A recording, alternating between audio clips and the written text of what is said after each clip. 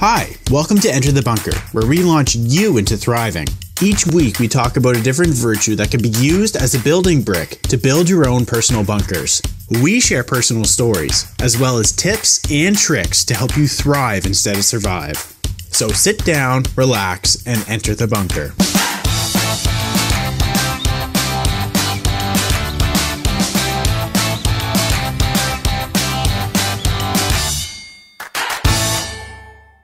Hello and welcome back to Enter the Bunker, Building Brick of Grace, Part 2. My name's Kelly. And I'm Jonathan. And we're going to go over some ways to show more grace. So we talked about doing it kind of in the last. So let's go over some ways that you can show more grace. Build your building brick. Build your building brick. That's a tongue twister. Mm. Okay, 3 ways here. The first one is forgive. 2, with our words. And 3, let it go. You gonna sing that? Let it go. Just joking. You don't want me singing. Okay, forgive. You may remember a few weeks ago, our building brick, we discussed the building brick of forgiveness, and that plays a major part of grace. Forgiving someone who has wronged you takes a lot of strength, but it isn't just for their benefit. Forgiveness has a lot of benefit for yourself. So while it isn't easy, it's definitely worth it. And remember, forgiving does not mean forgetting. That's a good one. Yes.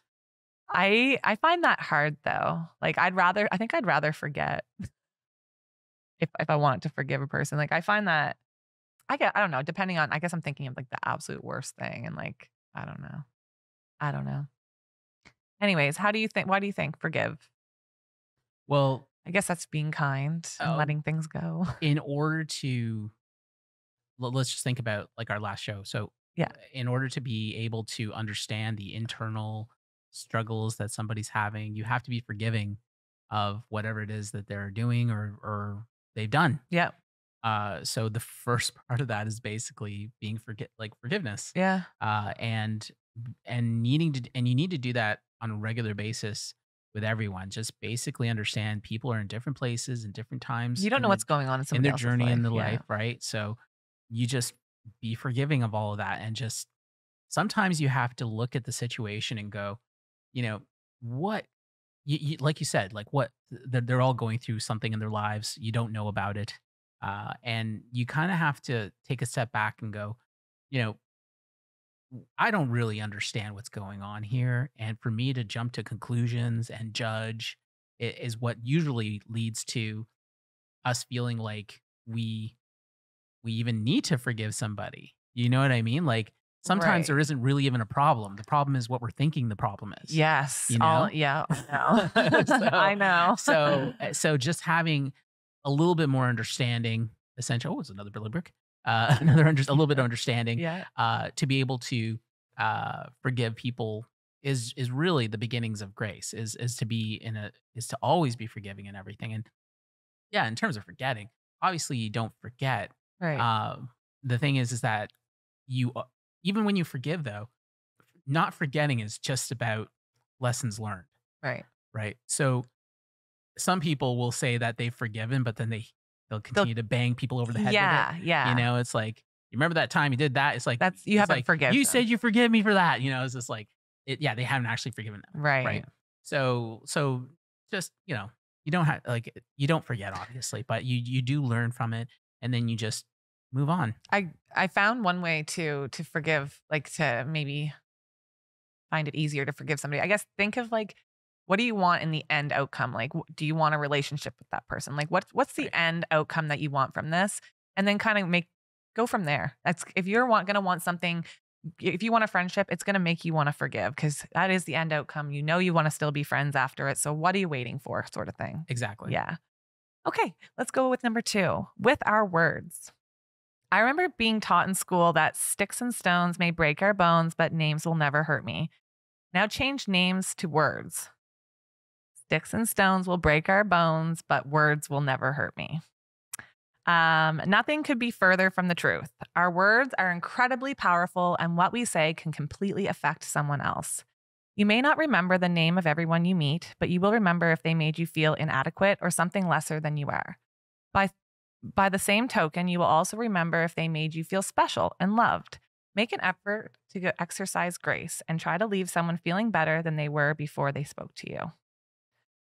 This kind of reminds me of the toothbrush or the toothpaste example that people do with kids. So they take a thing of toothpaste and they squeeze it all out and they say, pretend that's words. So this is your words and you've just talked bad to somebody. Now put those words, or now put the toothpaste back in the toothpaste. It's impossible. Right. So once you've said those words to somebody, it's impossible to take them back. Right. Yeah. Yeah. That's like, that kind of reminded me of. Well, in terms of the sticks and stones saying, Yeah. I immediately remembered the thing you say back to that, which is, I'm rubber, you're glue. Whatever I say bounces off me and sticks to you. Yeah. So that was my comeback anyway. Yeah. But yeah, so but I totally understand it. Our words are very impactful. As a matter of fact, they're not just impactful, they're powerful. Yeah. And so to be able to appreciate that, we have to be mindful of the types of words we use because it could cause damage or it can uplift people. Right. Yes. So, and you don't want to do the uplifting part. You don't want to cause damage. Exactly. You can't. Yeah. Don't say stuff you don't mean. Right. So, I mean, in terms of the words, like it's a small thing, but for example, if I'm going through a drive-through for fast food or something like that, I'll be like, rather than trying to, and we've talked about this before. Yeah, right? I'm sitting here smiling. Rather than just like, oh, I want this, like something like that. Instead of doing that, it's like, hey, how you doing? Like, and then of course at the end of my order, I'm like, thank you so much, and I say it with an inflection, right? It's instead of like just being like, yeah, okay, or thanks, and whatever. Like, and working as a drive-through worker, I can say that it's much better having a person come through like that than I'll take 2 double cheeseburgers. Like, do you know what I mean? Yeah, exactly. And so, and that to me is grace and is grace in practice. It's that you're using your words in a way that is actually leaving them better than before you saw that. And then of course, like you try to see their name and try to say their names and things like that. And little things like that, just to give them a little bit of positive attention. Because like you said, they've had probably a crappy or 2 customers. There's all kinds of people that go through there and just decide this is going to be the place I'm going to dump on these people and blah, blah, blah. Right. So, All right. So number 3 is let it go. I bet you have an ongoing list in your head of people you don't particularly like for whatever reason, or maybe people you don't like to be around. Let it go. We tend to hold on to everything that happens to us. Instead, try releasing yourself from these burdens you hold on to. Don't take everything personally. Understand that everyone is different and we may view things differently. Letting go will allow you to accept that people are going through things that may affect how they have interacted with you. It may also allow you to be more present with them in the future and allow you to show gentleness and beauty in your words and actions. True enough. Yeah, I need to remind myself more of this. Don't take everything personally. Yeah, exactly. Yeah. And sure, there's things that we hold on to.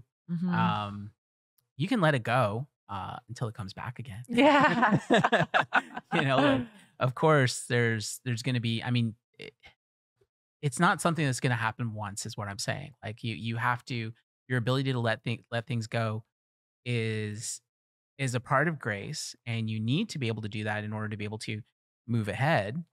And even if you're dealing with somebody who just is a repeat offender, if you want to put it that way, then you have to accept that as part of living with grace. Like, you're going to forgive them. You're going to use your words in a way that's going to be uplifting, and you're going to let it go the next time that they do that stupid thing that absolutely drives you crazy or something like that. Right. And because at the end of the day, it's not only the way that they see you treating them, but it's the way you feel treating them that makes the world a difference. Because why do you bend yourself or even all treating sorts? yourself? Yeah, because it is a way of treating yourself in a good way, because people will sometimes get all bent out of shape for themselves. It doesn't impact the other person at all. They just did it to themselves with the attitude. Yeah. Right. So daily, by practicing grace, by building the building brick of grace, you end up putting yourself into a place where you have more peace in your life. You have, you're able to like think more clearly and not have to like hold on to all this garbage, right? Which is what letting it go is all about. Is just let go of the garbage, stop hoarding it. You don't need it. Just Yeah, that's all it is. Yeah. And that's Grace. That's this week's Building Brick. Join us next week when we go over self-discipline. We'll see you then. Thank you for listening to Enter the Bunker. Make sure to follow us on Instagram where you can share your story and also look at behind the scenes of how we make our podcast. You can watch the video version of this podcast on YouTube by simply searching Enter the Bunker. Tune in next time as we launch into thriving.